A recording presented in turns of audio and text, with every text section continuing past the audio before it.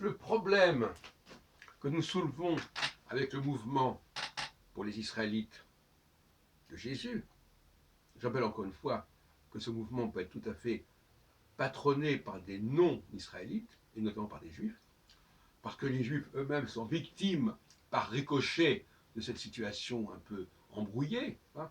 Quand vous êtes un partenaire qui est embrouillé, ça vous embrouille. Et on peut comprendre que quelqu'un comme Paul, qui faisait partie de la tribu de Benjamin, ait voulu s'occuper de l'affaire des Israélites, même s'il n'en faisait pas partie. Alors, c'est ce qu'on appelle le point aveugle. Le christianisme actuellement a un point aveugle qui fait que son discours sur son discours religieux est confus. Parce que il ne peut pas s'inscrire dans une filiation, puisqu'il ne renvoie pas spécifiquement aux Israélites. Alors que Jésus était venu pour libérer et sauver les Israélites, et notamment pour les libérer de leur péché originel, à savoir qu'ils avaient commis un certain nombre de fautes.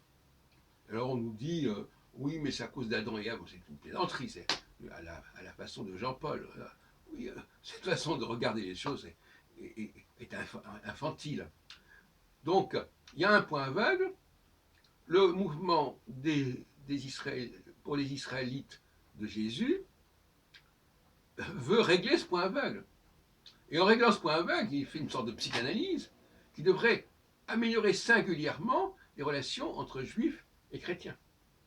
C'est en tout cas le but poursuivi.